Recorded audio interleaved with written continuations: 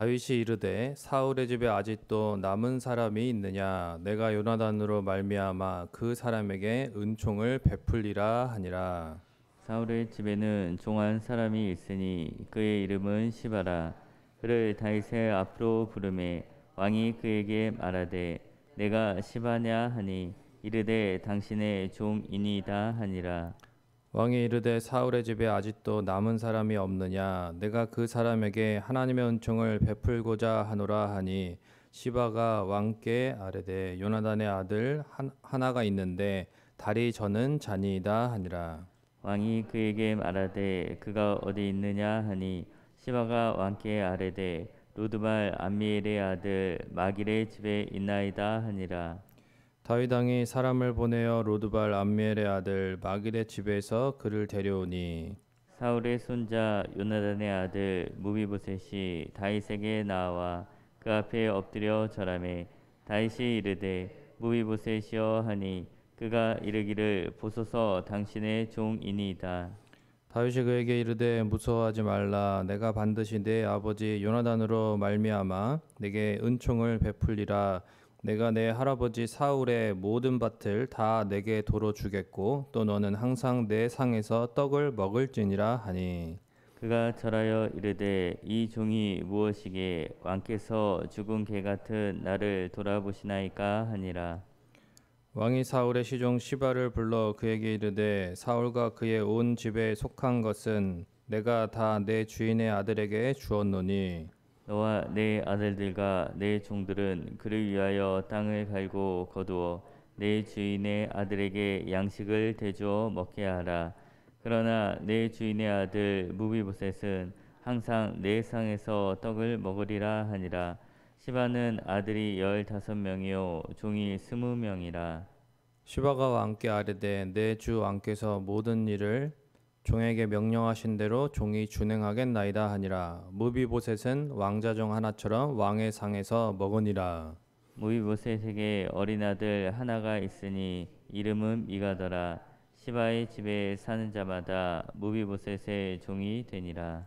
무비보셋이 항상 왕의 상에서 먹음으로 예루살렘에서 사니라. 그는 두 발을 다 절더라. 아멘. 오늘 이 본문은 다윗의 이야기 중에서 참 따뜻한 감동이 있는 그런 내용으로 많이들 기억하고 계실 것입니다. 이렇게까지 할 필요가 있었을까라는 생각이 들 수 있는, 세상에서는 사실 이러한 일이 보기가 어려운 그러한 사례가 오늘 본문에 등장합니다. 어제 이제 묵상 본문인 8장에 보면은 다윗의 왕국이 굉장히 번성을 했습니다. 그러니까 다윗이 전쟁에서 승리한 후에 이제 다윗의 왕국이 전성기를 누리게 되죠. 하나님께서 성공하게 하시고 그리고 번영하게 하시고 승리를 주시면 그것으로 인해서 세상의 많은 사람들은 이제 그 승리를 맛보면서 일반적으로는 그 가운데 이제 도취되기가 쉽고 변질되기가 쉽습니다. 그러나 오늘 본문에서 다윗은 그러지 않고 이 하나님이 주신 것들을 또한 그 가운데서도 하나님의 은혜를 생각하면서 오늘 본문과 같은 이러한 선한 일을 행하는 모습을 보게 됩니다. 특별히 다윗은 과거에 요나단과의 언약을 이제 기억을 하는데 이것은 다윗에게 있어서 참 잊을 수 없는 그러한 일이었습니다. 사무엘상 20장에 보면은 사실 다윗이 사울의 손에 이제 죽을 뻔했을 때 그럴 때에 이제 사울의 아들인 요나단이 자기 아버지의 뜻보다는 다윗과의 우정, 그래서 다윗을 구해주게 되죠. 그러면서 이렇게 부탁합니다. 여호와께서 다윗의 대적들을 지면에서 다 끊어 버리신 때에도 너는 내 인자함을 내 집에서 영원히 끊어 버리지 말라. 그러니까 하나님께서 너의 대적을 다 물리치신 다음에 이제 너가 왕이 되면 그 다음에 너의 인자함을 내 집에 좀 베풀어 달라. 이렇게 이제 이야기를 하는 것입니다. 누구나 왕이 되고 나면 강성해지고 나면 성공해지고 나면 변할 수 있기 때문에 다윗에게 이미 변하기 전에 부탁을 했던 것이고, 그리고 또한 한편으로는 다윗이 변하지 않을 것을 믿었고, 그리고 다윗이 믿는 하나님에 대한 신뢰를 바탕으로 해서 요나단이 부탁을 했던 것입니다. 다윗 또한 이러한 요나단의 영적인 신앙적인 부탁을, 그 약속을 잊지 않았습니다. 그리고 이제 사울의 종이었던 시바를 불러서 사울의 자손을 찾습니다. 다윗이 이제 사울 왕가의 자손을 찾아낸 이유가 무엇인가 할 때에 오늘 우리가 1절에 보면 내가 요나단으로 말미암아 그 사람에게 은총을 베풀리라 이렇게 말했습니다. 3절에도 보면 내가 그 사람에게 하나님의 은총을 베풀고자 하노라 이렇게 말했어요.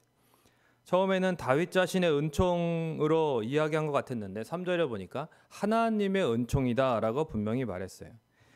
세상의 왕들은 반란의 씨앗을 남기지 않기 위해서 이전의 왕의 흔적을 지웁니다. 그래서 이제 숙청을 하죠.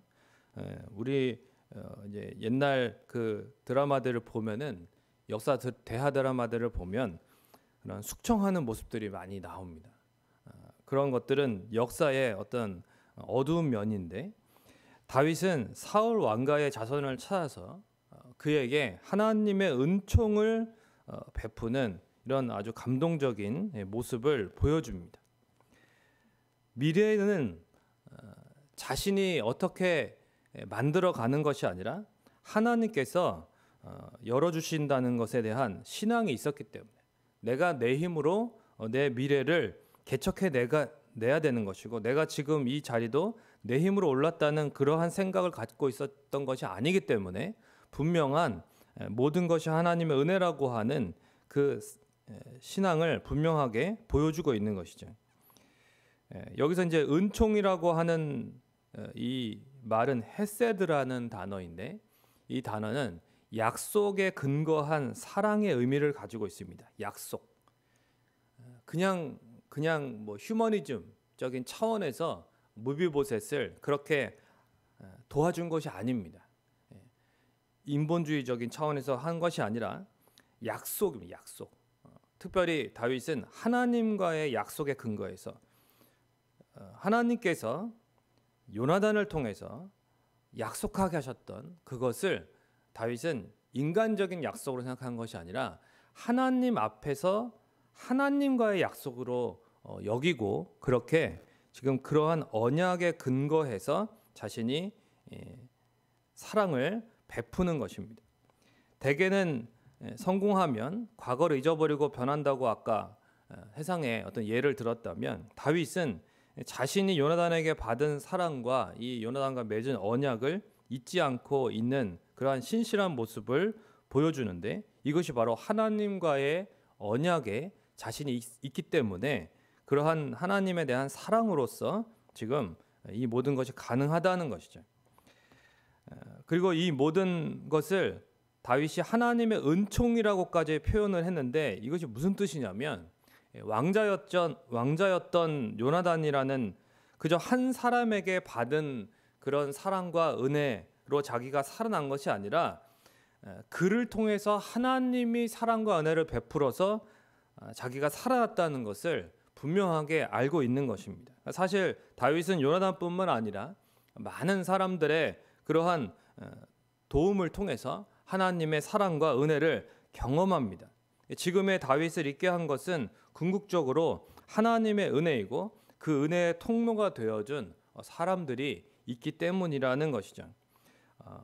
이것이 참 중요한데, 우리가 이제 살아가면서 하나님의 은혜, 그러니까 하나님과 나와의 관계는 참 중요하게 생각을 합니다.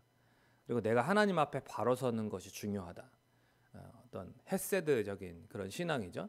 하나님과의 나와의 그런 언약의 관계, 나를 자연 삼아 주신, 나에게 십자가의 보혈로 그런 구원의 언약을 주신 하나님의 그 은혜 언약 가운데 내가 살아가는 것, 너무 감사하다, 보답하는 삶을 살아야 된다, 이런 어떤 신앙을 철저하게 가지고 살아가지만, 그러나 우리가 주위에 있는 사람들을 통해서 하나님이 베푸시는 은총이 있는데 그러한 부분에 있어서 우리가 좀 미약하게 또는 약간 경시하는 그러한 모습을 보일 때가 있다는 것이죠.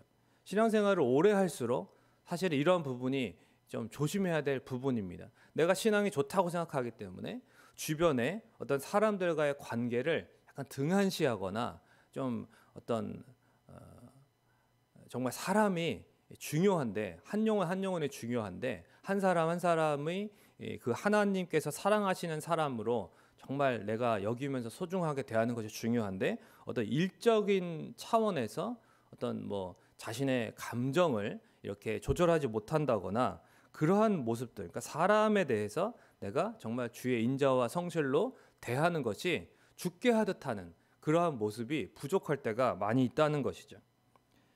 그것은 사람들을 통해서도 하나님이 역사하시는 분이시고 은총을 베푸시는 분이라는 것에 대해서 간과할 때에 우리가 그저 하나님과의 신앙 뭐 그게 중요하지 이렇게만 생각하면 그러한 사람과 은혜의 통로가 되는 사람들에 대해서 우리가 신실하지 못하거나 인자하지 못하거나 이럴 때가 많이 있다는 것입니다.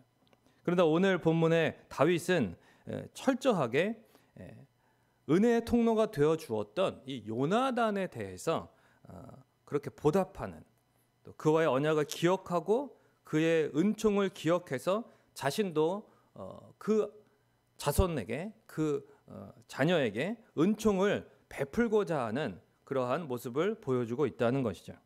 이것은 철저하게 하나님 앞에서의 그리스도인의 합당한 모습이라는 것입니다.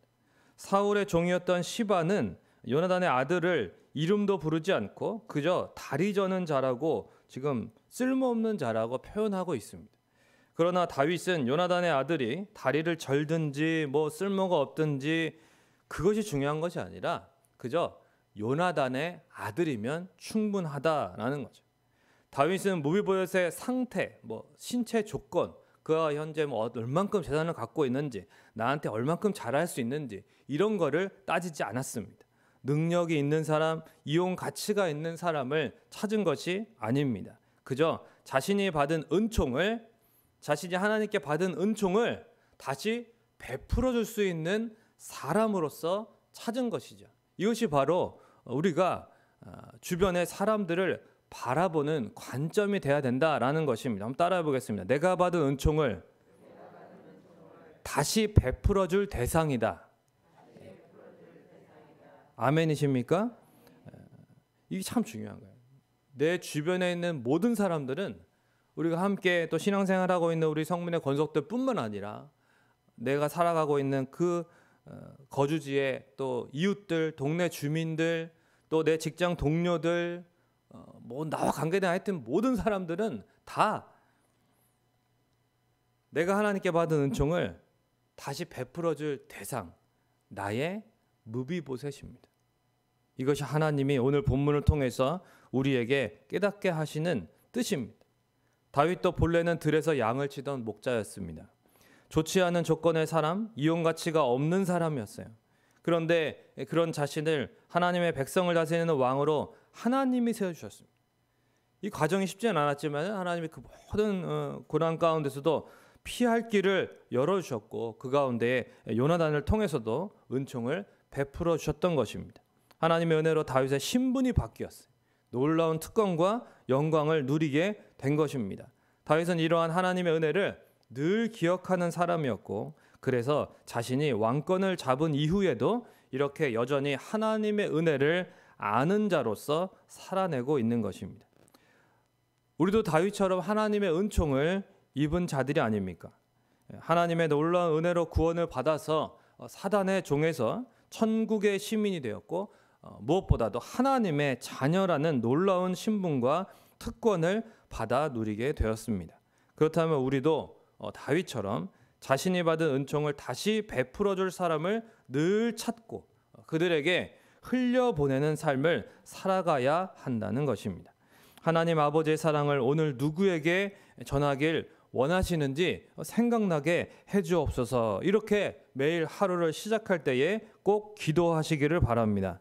무비보셋에게 이 다윗을 통한 하나님의 은총이 필요했던 것처럼 우리를 통한 하나님의 은총을 필요로 하는 사람들이 분명히 있어요. 먼저 우리 안에 충만하게 베푸신 은총, 이 충만하여서 흘러 넘치는 은총을 우리도 베풀어 주는 것입니다. 그 무엇보다 끝이 없고 또 크고 하나님의 은총을, 이러한 은총을 받은 우리 가운데 은총을 베풀 수 없는 사람은 없다. 저는 좀 그렇게 살아가기는 좀 아직 힘듭니다. 아니, 하나님을 아는 사람은 다 하나님의 은총을 베풀 자격이 있습니다. 베풀 수 있습니다. 능력이 있어요. 왜요? 내 안에 있는 걸 주는 게 아니에요.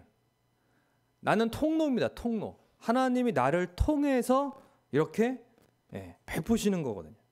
우리 자신보다 더 소중한 존재가 바로 자녀들입니다. 그죠? 그래서 절대로 자녀의 생명을 다른 사람에게 내어줄 수는 없잖아요. 그런데 하나님은 하셨습니다. 왜요? 저 여러분을 사랑하셔서 영원한 지옥에서 구원하시기 위해서 독생자를 십자가에 내어주셨잖아요. 이러한 말로 형용할 수 없는 위대한 사랑과 은총을 우리가 받았음을 항상 기억해야 됩니다. 이렇게 우리도 다윗만큼 복되고 영광스러운 자들입니다. 그래서 우리가 받은 이 사랑과 은혜를 흘려보내야 마땅하다라는 거죠. 그걸 누구에게 흘려보낸다고요? 우리 주변에 다리 저는 자. 오늘 본문에 다리 저는 자, 이름도 없어요. 그러나 다윗은 그를 찾아내서 그의 이름을 불러줍니다. 우리 주변에 우리가 이름 모르는 자들이 있을 수 있습니다.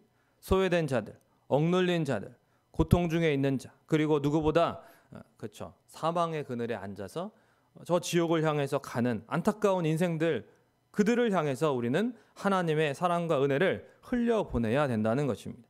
다윗이 찾아낸 것처럼 찾아내야 됩니다. 우리 주변을 꼼꼼히 살펴봐야 됩니다. 뭐 없는 것 같은데 이러면서 그냥 대충 살아갈 게 아니라 내 주변을 좀 더 하나님의 눈으로, 아침에 항상 기도하면서 하나님, 제가 누구에게 하나님의 사랑을 흘려보낼 수 있을까요? 그렇게 벌써 기도하면 눈빛이 달라지는 거죠. 그러면 아침에 눈을 딱 뜨고 출발하고 나아갈 때에 그렇게 이제 찾게 되는 거지. 그런 기도를 안 하니까 그냥 아침에 내가 할 일이 바쁘니까 그거 생각이나 하고, 또 내가 가야 될 길에 걸적거린 사람이 있으면은 왜 끼어들어 이러면서 막 빵빵거리고, 또 나보다 새치기 하면 그 사람이 막 밉고 막 이렇게 되는 겁니다. 그러니까 그거는 벌써 관점이 다른 거죠. 내가 하나님께 날마다 은총을 입고 살아가는 그런 귀한 존재인데, 나의 이런 주신 이런 은혜와 사랑을 내가 어떻게 누구에게 오늘도 베풀 것인가, 하나님의 뜻이 무엇인가를 기도하면서 그렇게 바라보기 시작하는 것입니다. 우리처럼 저들도 하나님의 빛을 발하게 될 수 있고, 그리고 왕이신 하나님의 상에서 장차 함께 천국의 만찬을 경험하게 될 사람들이라는 것입니다. 그러한 관점으로 바라보는 거죠. 말씀을 맺겠습니다. 외국의 어느 한 선교지에서 나병 환자들이 모여있는 유명한 병원이 있었는데, 그곳에는 의사들과 이제 간호사들이 우리나라의 그 손영원 목사님 있죠. 그분처럼 정말 너무 헌신적으로 그렇게 치료하는 그러한 곳이었습니다. 그래서 이제 그러한 견학을 좀 하면서 또 도전도 받고 그렇게 유명해진 데인데, 거기를 이제 사람들이 많이 방문을 했다고 그래요. 그런데 한 번은 사람들이 방문해 있는 가운데 그냥 평소에 하던 대로 그런 간호사분들이 이렇게 이제 치료를 하는데, 심한 환자가 한 분이 있어서 이제 조금 이제 예전 얘기죠. 그러니까 이제 입으로까지 그렇게 고름을 빨아내는 모습이 포착됐던 것입니다. 그런 모습을 이제 물끄러미 어떤 사람이 바라보고 있었습니다. 그러면서 아무 생각 없이 마음에 있는 그러한 말을 입으로 하게 됐는데, 나는 누가 나한테 100만 불을 준다고 그래도 저거는 못하겠다. 저거는 안 한다. 누가 나한테 100만 불을 준다고 그래도 난 저거는 안 하겠다. 이런 얘기를 자기 그냥 속마음을 무심코 그냥 내뱉고 만 것입니다. 그 말을 그 간호사님이 치료하다가 듣게 됐어요. 고개를 들고서 이분이 미소를 탁 지으면서 이렇게 말했다고 합니다. 저도 100만 불을 준다고 해도 안 할 겁니다. 깜짝 놀란 그 사람이 미안하기도 하고 의아하기도 하고, 그래서 이제 질문을 하는 거죠. 그렇다면 왜 도대체 이렇게, 그러니까 간호사가 이야기를 합니다. 하나님의 은혜 때문에 제가 합니다. 이렇게 얘기를 했다는 거예요. 여러분, 하나님의 은혜 때문에라는 것입니다. 하나님의 은혜야말로 저와 여러분이 이 땅을 살아갈 수 있는 이유이고 능력입니다. 그러므로 사랑하는 하나님의 자녀된 성도 여러분, 우리 모두 하나님의 은혜를 깨닫고 누리며 베풀며 흐르게 하는 은혜의 사람들이 되시기를 주님의 이름으로 축원을 드립니다. 우리 찬송가 304장 찬송 들으시고 기도하시다가 돌아가시겠습니다. 찬송가 304장, 통일 찬송가 404장. 그 크신 하나님의 사랑 말로 다 형용 못하네. 저 높고 높은 별을 넘어 이 낮고 낮은 땅 위에 죄범한 영혼 구하려 그 아들 보내사 화못됨을 삼으시고 죄 용서하셨네. 하나님 크신 사랑을 증량 다 못하네. 영원히 변치 않는 사랑 성도여 찬양하세. 괴로운 시절 지나가고 땅 위에 영화세 할 때 주 믿지 않던 영혼들은 큰 소리 외쳐 울어도 주 믿는 성도들에게 큰 사랑 베푸사. 우리의 죄 사했으니 그네 이제 하늘을 두루마리 하늘을 두루마리 삼고 바다를 먹물 삼아도 한없는 하나님의 사랑 다 기록할 수 없겠네. 하나님의 크신 사랑 그 어찌 닿았을까. 저 하늘로 비싸도 채우지 못하리. 하나님 크신 사랑을 증량 다 못하네. 영원히 변치 않는 사랑 성도여 찬양하세.